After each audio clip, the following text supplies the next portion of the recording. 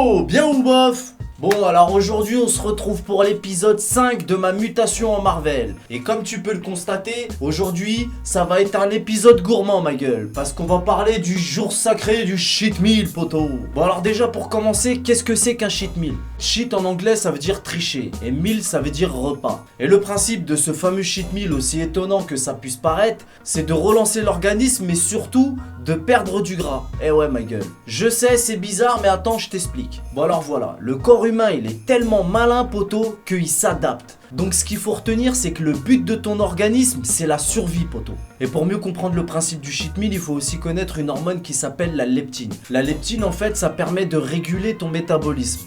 Donc plus ton taux de leptine est haut et plus tu brûleras de graisse. Et à l'inverse, quand ton taux de leptine est trop bas, tu brûles moins de graisse. La leptine en fait c'est un mécanisme de survie qui te permet d'économiser de l'énergie. Parce que les hommes avant ils avaient pas autant de bouffe que nous. Il pouvait leur arriver de passer plusieurs jours ou plusieurs semaines sans manger à leur faim. Du coup, la pire chose qui peut t'arriver pendant un régime, c'est d'avoir un taux de leptine hyper bas. Parce que toi t'es là en train de faire ton régime, tu te prives.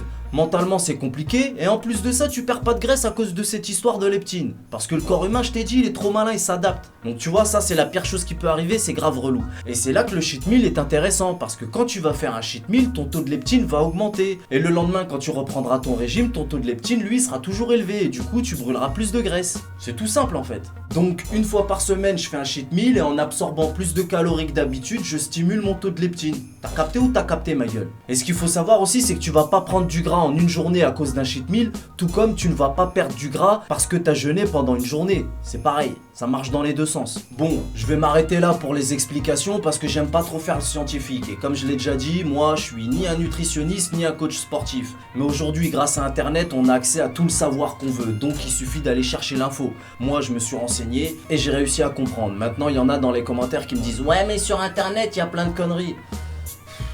Franchement parfois les gens ils sont relous, ils ont toujours un truc à redire. Ouais mais mon père, ouais mais ma mère, ouais mais faut pas s'entraîner la nuit, machin truc. Vas-y, moi je fais ce que je veux et puis si t'es pas content, bah t'as qu'à regarder quelqu'un d'autre. Bref, moi mon plat préféré c'est les pizzas poto. Et franchement j'aime toutes les pizzas du monde. Les pizzas congelées, les pizzas fraîches, les pizzas qui coûtent cher, les pizzas qui coûtent pas cher. Tu sais celles qui vendent par 3 les margaritas à 1€ là. Même ceux-là je les kiffe, bas les nuts. C'est simple, à l'ancienne je mangeais des pizzas midi et soir, tous les jours. Et quand je te dis tous les jours je suis hyper sérieux. Dans mon congèle, il y avait que des pizzas. Les personnes qui me suivent depuis longtemps sur Snapchat le savent parce que je faisais des photos de mon congèle rempli à ras-bord de pizzas congelées. Mais c'est dommage, j'arrive plus à mettre la main sur une de ces photos-là. Mais le deuxième truc qui me rend dingue, complètement dingue même, c'est le chocolat. Franchement, j'adore le chocolat. Un truc de ouf. Je kiffe les Kinder Bueno, les Snickers. Tu vois, je kiffe les cacahuètes. Mais la rencontre des cacahuètes et du chocolat, oh là là là là, ça me rend ouf. Et par-dessus tout, ce que je kiffe le plus, c'est les M&M's. Le paquet jaune. Mais le paquet bleu aussi, c'est une dinguerie. Bref, on reparlera de tout ça. La seule photo que j'ai retrouvée de mes anciens snaps, c'est celle-ci. Et c'est pas des blagues, mon frigidaire il me servait qu'à entreposer mon chocolat. À part le chocolat, il y avait peut-être quelques boissons en plus dans mon frigidaire, mais sinon il y a que mon congèle qui me servait à stocker mes pizzas, voilà. Donc moi j'ai mangé ça pendant très longtemps. J'ai jamais été très gros, j'ai jamais explosé, mais j'avais quand même une belle brioche et ça on l'a vu dans les épisodes précédents. Bref, donc aujourd'hui c'est un épisode gourmand, on va se faire plaisir. Et comme cuisiner c'est une autre de mes nombreuses passions, aujourd'hui je vais vous montrer comment je prépare ma pizza. Enfin plutôt 2 pizzas parce que je vais m'en faire 2. Et après avoir dégusté cette délicieuse pizza, je vais passer en mode chocovore et je vais me terminer aux Snickers et aux M&M's poto. C'est parti. Bon alors la recette de la pâte à pizza c'est très facile, c'est simplement de la pâte à pain. Donc pour ça je vais utiliser évidemment un peu de farine. Ensuite je vais avoir besoin de levure boulangère. Donc tu peux utiliser la levure en sachet, mais moi je préfère de loin la levure fraîche en cube. Tu connais les bails. Et pour finir évidemment un peu d'eau et du sel. Alors pour l'eau ils disent toujours qu'il faut de l'eau tiède, mais moi je m'en bats les nuts, je prends de l'eau normale. Bon alors normalement pour une pâte à pizza on utilise environ 250 g de farine. Mais moi aujourd'hui je vais me faire 2 bonnes pâtes bien épaisses. Donc je vais utiliser entre 300 et 400 g de farine par pâte. Ah oui, j'ai oublié. Il faut obliger de l'huile d'olive. Donc 2 cuillères à soupe d'huile d'olive. Enfin 1 cuillère à soupe par pâte. Mais comme c'est des grosses pâtes, allez on va mettre 3 cuillères. Alors le sel c'est des cuillères à café, mais vas-y moi je m'en tape. Des fois je remarque que c'est pas assez salé tu vois. Là je vais commencer à mélanger. Donc faut pas avoir peur d'y mettre les mains.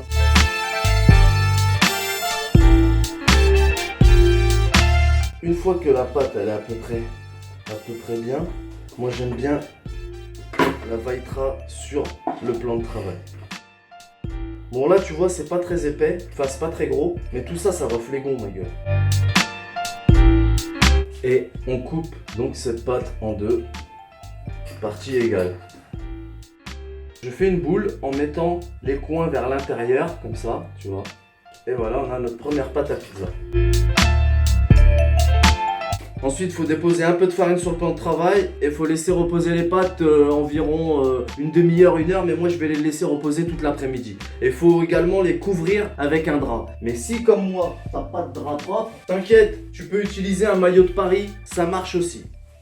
Et voilà. Voilà mes deux pâtes à pizza, elles ont triplé de volume, ça se voit pas trop là, mais elles ont vraiment bien gonflé, bien reposé. Donc maintenant, je vais étaler tout ça.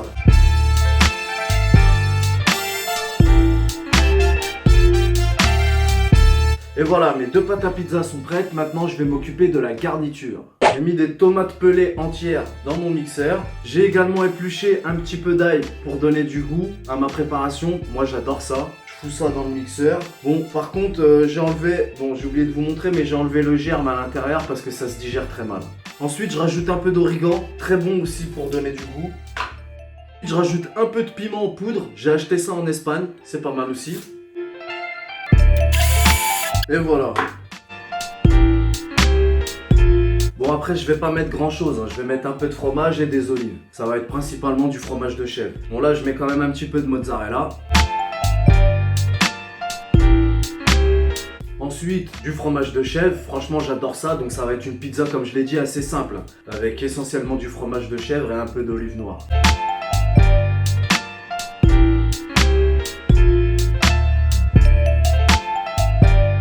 Et voilà, je rajoute un petit peu d'origan par-dessus. J'aime bien voir les herbes au-dessus du fromage. Et voilà. Ce qu'il faut savoir en ce qui concerne la cuisson, c'est que moi je me suis toujours pris la tête à me demander comment les pizzaiolos faisaient pour nous sortir des pâtes parfaites et aussi bonnes. Parce que moi à la maison j'ai beau utiliser n'importe quelle farine, j'ai jamais réussi à avoir une pâte comme la leur. Mais avec le temps j'ai fini par comprendre qu'en fait c'était dû à leur four. Parce que dans toutes les pizzerias ils ont des fours qui montent à 400 degrés voire plus. Alors qu'à la maison, en général, on a des fours qui montent à 200, 250 maximum. C'est pour ça que, de toute façon, on n'égalera jamais leurs pâtes. Donc, ce qu'il faut que tu retiennes, c'est que quand tu fous tes pizzas au four, tu fais préchauffer ton four bien évidemment à l'avance et tu le fous à fond. Qu'importe la puissance, que ce soit 180, 200, tu le mets à fond. Moi, le mien, il monte à 250, ce qui est déjà pas mal. Donc, je fais préchauffer mon four au maximum et là, en l'occurrence, ça sera donc 250 degrés. Et là, une fois qu'il est bien au maxi, bien chaud, là, j'enfourne mes pizzas. C'est parti! Et voilà le résultat, deux belles pizzas, c'est plutôt réussi, la pâte est bien épaisse. Bon, j'aurais peut-être dû les sortir un petit peu plus tôt du four, mais je me fais pas de soucis quant au goût, je suis sûr que ça va être excellent. Et pour finir, voici la touche finale. Si t'as pas cet ustensile là, c'est que tu connais pas les bails.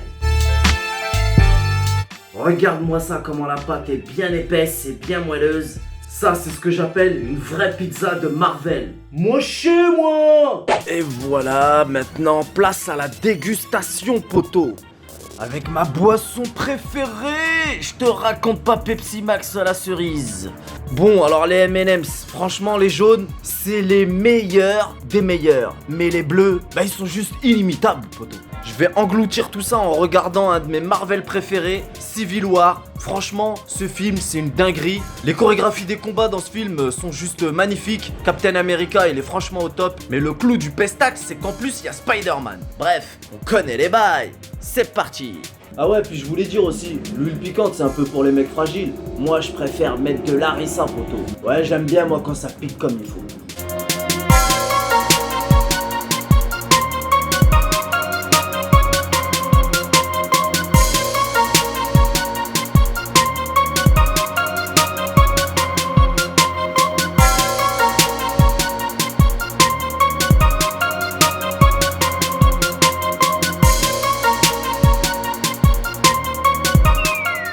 Maintenant, je vais déguster tout doucement mes chocolats, tranquillement, et digérer allongé sur le teco en regardant mon Marvel en 3D, poteau. On connaît les bails.